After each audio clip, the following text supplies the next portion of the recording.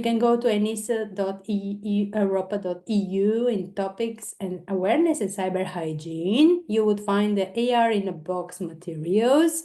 This is the original material, which is more comprehensive, more focused on guidelines, and could be best suited for large critical infrastructure organization. You have the online version of the game, and here is that you could download the package that we presented to you for the SMEs suited for small and medium enterprises. Within this package, you would find the awareness program template, which I would deep dive into today.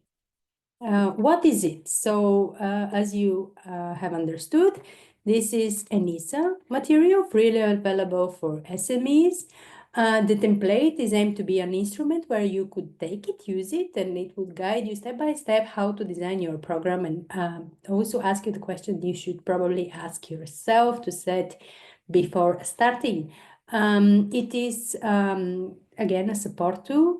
And you could use it as an editable template. So it's an Excel with some automation to be able to drop down menu and proposition for possible answers, but everything is editable. You could adapt it to your own context organization. This is version 3, which we recently published in December. I had the honor to support ENISA in adapting this template for SME needs. Here is a link, and you could also contact AR in a box at enisa.europa.eu if you have other questions or suggestions. Now, the essence of the template is basically setting your program.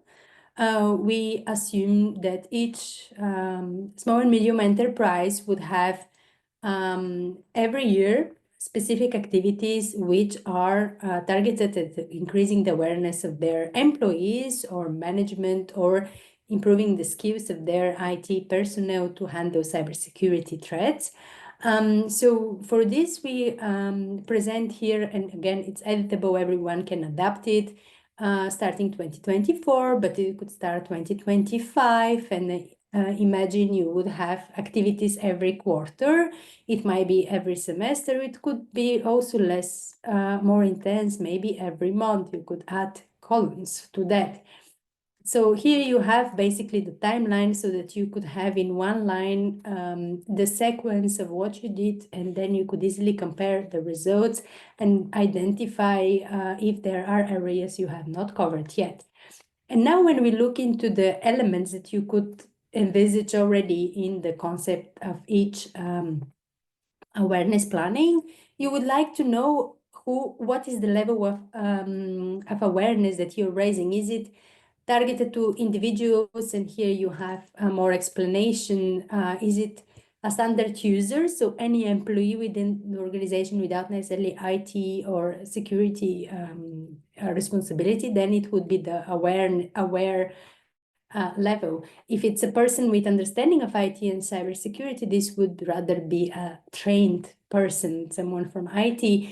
And if it's really your cybersecurity department, if you have one, then it's an expert. So it would be more beyond awareness, more on the training side, how to better or how to respect industry standards in managing incidents, for instance. So you would have here, who is the target? You would like eventually to cover all different target groups if you have them, but most activities would go for aware for all your employees. Your awareness and training, what topics is it going to cover? You could be much of, let's say, the threats for SMEs nowadays are about phishing, social engineering, but there are other important elements like cloud security. It could be also about GDPR. It could be about incident reaction email, and so on. So here we have suggested topics, but again, you might choose from them as a good idea of what are typical standard awareness topics, but you might also add your own. And here we leave on purpose. It doesn't need to be sometimes it will be very focused, like a phishing campaign, and then it's only on phishing, but it might be a more comprehensive training or communication, and you might cover multiple topics. So here you have multiple lines. The target audience, again, level of based on the knowledge level, you would see, is it for all employees, is it for IT department? It could only be, for instance, just for management, or it might only be for incident respondents. So you would define who would be target, who would hear or see this communication or awareness activity. How you're going to deliver it? Is it going to be a presentation, a video, an email? Would it be a guest lecture? That's all kind of opportunities we have here listed for you as an idea to get you started. Quiz, but you can add your own.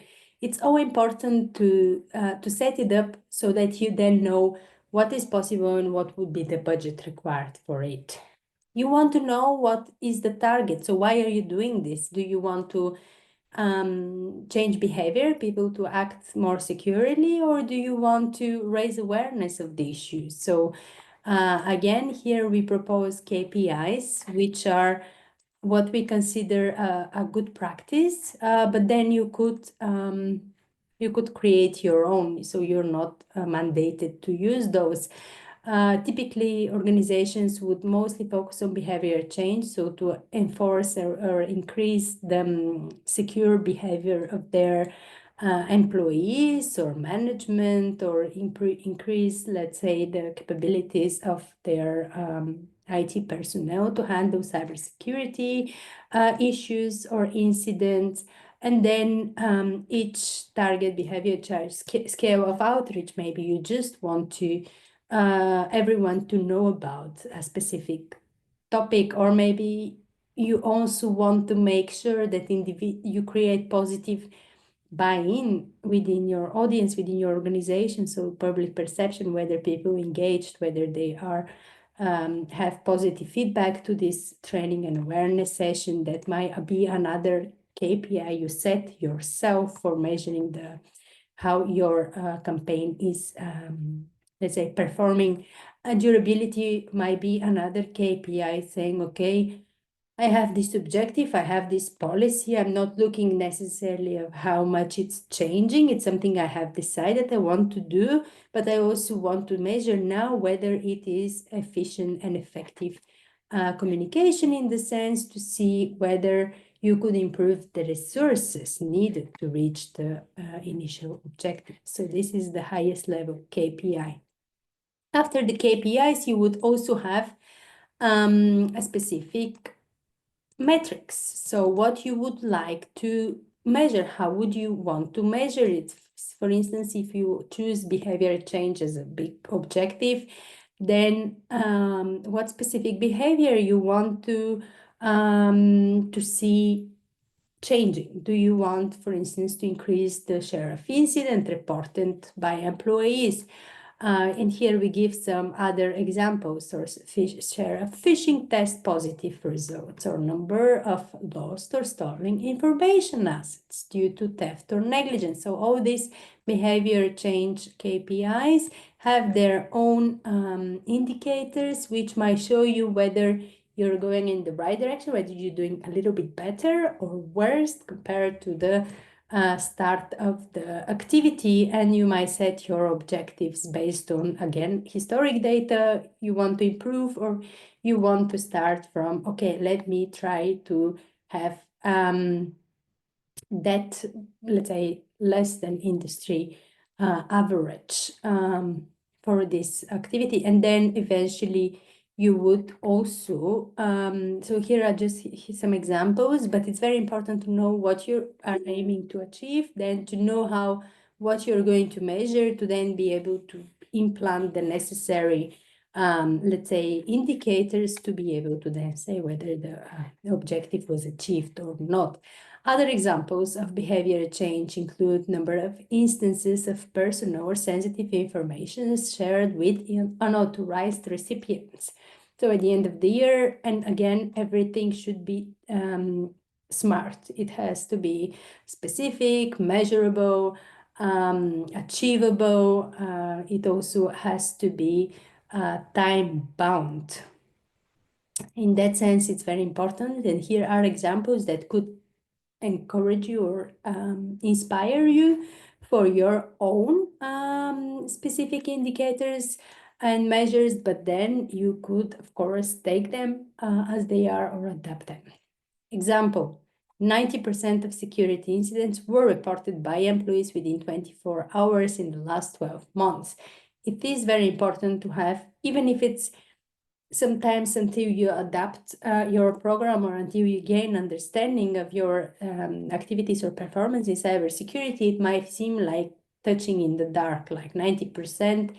I say 90%, but we don't know if we have any incidents, right? Like, so it's very difficult to measure. So it's good to start from something you know, or you know that from now on you would be able to track, to be able then to say within a specific time frame how you have performed.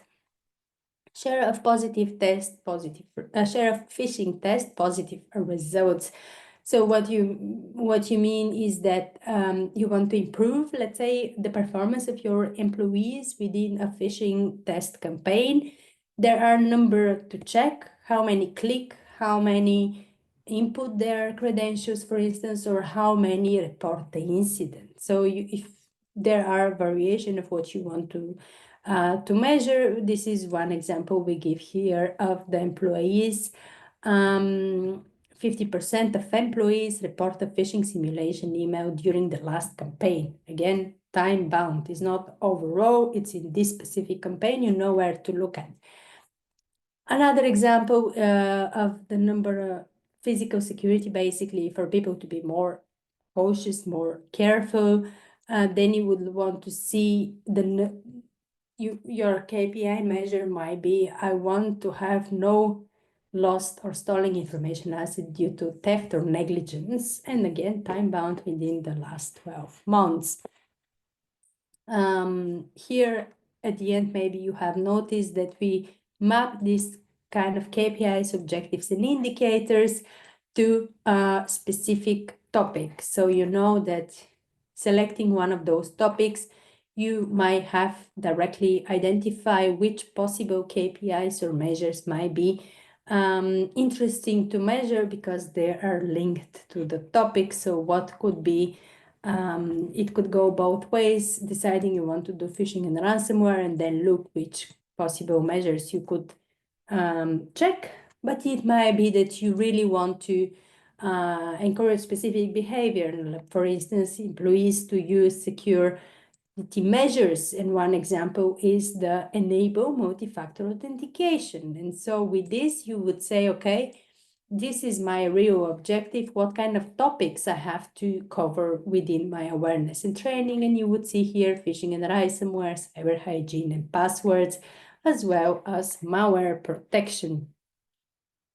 If we look at beyond the behavior change, which usually is the biggest, let's say, candidate when we come to cybersecurity awareness and training, you might also want to measure, as we said, the KPI of scale of outreach. So how many people saw this? So in a way, you also want to make sure that all your at least 90% of the employees completed at least one cyber awareness training. So you're not going to go down the line and see how the behavior changed, but at least your KPI is to see did individuals completed the training. Or if we speak about the number of policy adaptation based on lessons learned. Here again, if we look, it all comes together, but it's mostly about incident reaction. If you have incident reaction training or awareness, then you would see how people would normally get, for instance, go through a tabletop exercise. And it's rarely that things go perfectly smooth, right? You always, when you run through a situation, because it's different people, different situation, technology change, you figure that even if something worked in the past, maybe now it wouldn't work as well. So you are normally going to find out areas for improvement in your procedure, in your policy. This is the objective, and here is also the measure. Have we been able to improve something within our policies based on this awareness exercise?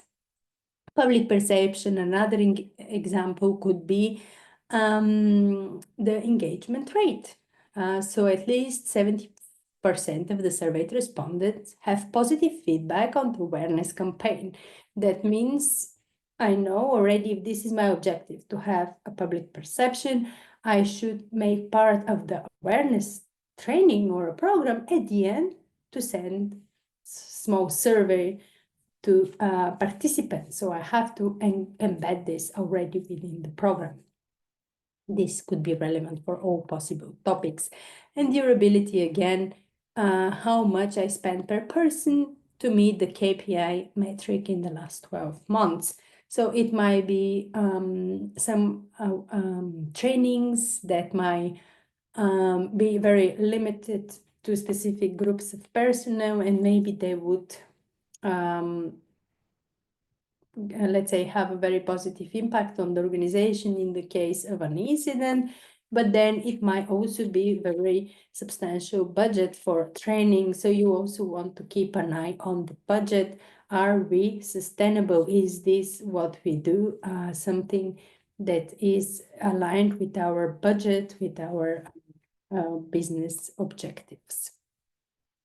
Now, knowing what we are going to aim at, how we can measure it, and what kind of objectives we can set that we could then come back and say, was it successful or not?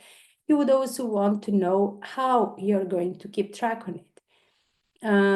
For instance, to be able to identify that there is no assets lost due to negligence, you somewhere need to register the asset lost, but also identify the reason, and also have an extract from the last extract within the last 12 months, because this is our time. So you know that you have to retain this information for 12 months and consistently register the incidents.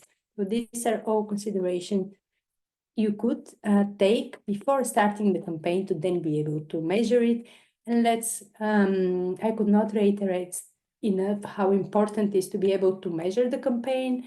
Already behavior change or awareness campaigns are very difficult to come back and to show the value. Of course, everyone sees the benefit, everyone wants to invest in people, but it's not always measurable to say, was it worth it? Did it work for real?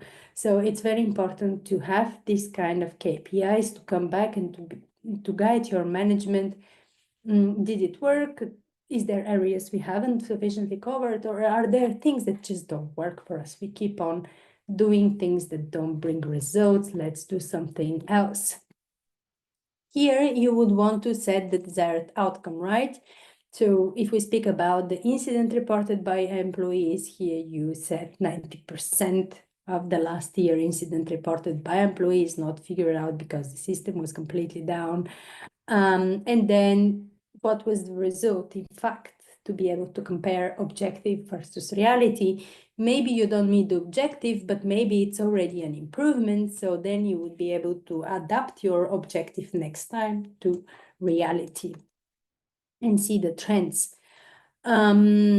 It could be an example again of the phishing simulations. It could be example of the employee satisfaction result. It could be the result of number of employees completing the training. Everything we have designed already as metrics is measurable. Again, you remember, SMART, and that would allow us to say, what was the initial objective? What was achieved? Is there something we could do to do better? Or maybe we should adapt the objective next time. What are the next steps? Now, knowing the result, you could have, you have to have a thought first, and then it's useful if you register it, what can we do better, right? So then when you do your next planning, you could take these lessons learned.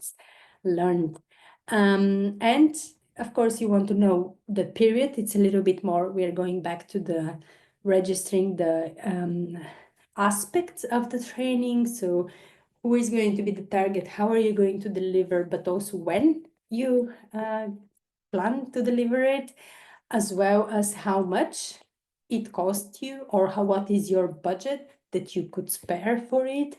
And then let's not forget, in business, time is money, right? You also want to measure the time that it will be taken out by your employees, by your experts to, let's say, to read the article or to go through the training. So then you're able to count also this in the investment for the total cost. Here we have a small formula for the total cost, and this is just like the budget specifically without the time, because the time then it's a little bit more complex, but one can add on top of the budget cost also the time and see which kind of activities tend to bring better results. And then again, it's not by mistake that we have 24, 25.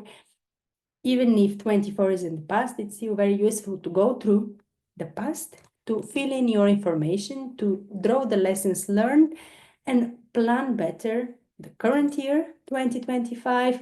And why not already chip in? We all know we have a lot of to do. You could already set your objective for 2026, not things that you know might be good to have, but you don't have the budget or the time in 2025. And then see at the end of the year, is there something that you could improve based on the lessons learned? Last but not least, as we said, okay, you might have a guest speaker, you might have a video, you might have an article, but it's useful always to identify resources that you could use to feed in your awareness and training activities. So here we mostly from ENISA, as you see, also Europol extracted what we consider, let's say, the most relevant freely available information sources you could use to feed your awareness, whether it's data set or our presentations. It could even be videos that you play to your team. It could go even very more technical into vulnerability handling guide or incident handling and coordination during phishing attacks. So this could be even, let's say, training materials for more expert staff that you deploy to your IT department or to incident managers to help them improve their skills when it comes to cybersecurity. I hope this was useful. Please do send us your comments, feedback, or questions if you have any. I will post also, you will find the link to the resources, to this Excel in the comment section so that you can play with it. You could use it, and of course, never ever hesitate to adapt it to meet your individual company need. This is as far as we could go at generic level, but already considering the SME use case, we hope this would be useful for you. Thank you very much, and stay tuned and check the other videos.